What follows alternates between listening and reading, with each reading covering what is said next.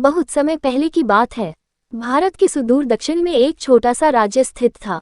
राजा द्वारा राज्य का संचालन शांतिपूर्ण रीति से किया जा रहा था। एक दिन अचानक उसे खबर मिली कि एक बड़े राज्य की सेना की एक बड़ी टुकड़ी उसके राज्य पर आक्रमण के लिए आगे बढ़ रही है। वह घबरा गया, क्योंकि उसके पास उतना सैन्य बल नहीं था जो उतनी बड़ी सेना का सामना कर सके। उसने मंत्रणा हेतु सेनापति को बुलाया। सेनापति ने पहले ही हाथ खड़े कर दिए। वह बोला, महाराज, इस युद्ध में हमारी हार निश्चित है। इतनी बड़ी सेना के सामने हमारी सेना टिक नहीं पाएगी, इसलिए इस युद्ध को लड़ने का कोई औचित्य नहीं है। हमें अपने सैनिकों के प्राण गंवाने के बजाय पहले ही हार स्वीकार कर लेनी चाहिए। सेनापति की बात सुनकर राजा बहुत निराश हुआ। उसकी चिंता और बढ़ गई।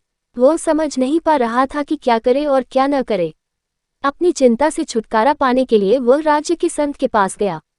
संत को उसने पूरी स्थिति से अवगत कराया और बताया कि सेनापति ने तो युद्ध के पहले ही हाथ खींच लिए हैं।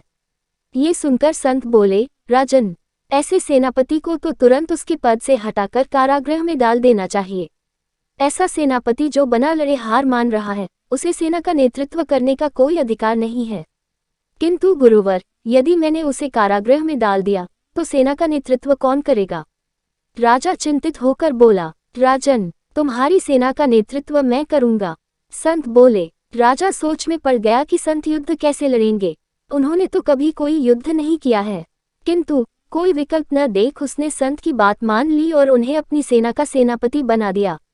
सेनापति बनने के बाद संत ने सेना की कमान संभाल ली और सेना के साथ युद्ध के लिए कूच कर दिया। रास्ते में एक मंदिर पड़ा। मंदिर के सामने संत ने सेना को रोका और सैनिकों से बोले, यहाँ कुछ देर रुको। मैं मंदिर में जाकर ईश्वर से पूछकर आता हूँ कि हमें युद्ध में विजय प्राप्त होगी या नहीं। ये सुन सैनिकों ने चकित होकर पूछा, मंदिर में तो भगवान की पत्थर की मूर्ति है, वह कैसे बोलेगी? इस पर सेना की कमान संभाल रहे संत ने कहा, मैंने अपनी सारी उम्र दैवीय शक्तियों से वार्तालाप किया है, इसलिए मैं ईश्वर से बात कर लूंगा। तुम लोग यहीं रुककर मेरी प्रतीक्षा करो। ये कहकर संत मंदिर में चले गए। कुछ देर बाद जब वे वापस लौटे तो सैनिकों ने पूछा, ईश्वर ने क्या कहा? संत ने उत्तर दिया, ईश्वर ने कहा कि यदि रात में इस मंदिर में प्रकाश दिखाई पड़े तो हमारी विजय निश्चित है। पूरी सेना रात होने की प्रतीक्षा करने लगी। रात हुई तो मंदिर में उन्हें प्रकाश दिखाई पड़ा। ये देख सेना खुशी से झूम उठी। उन्हें विश्वास हो गया कि अब वे युद्ध जीत लेंगे। उनका मनोबल बढ़ गया और वे जीत के मंसूबे से युद्ध के मैदान में पहुंचे। युद्ध 21 दिन चला। सैनिक जी जान से लड़े।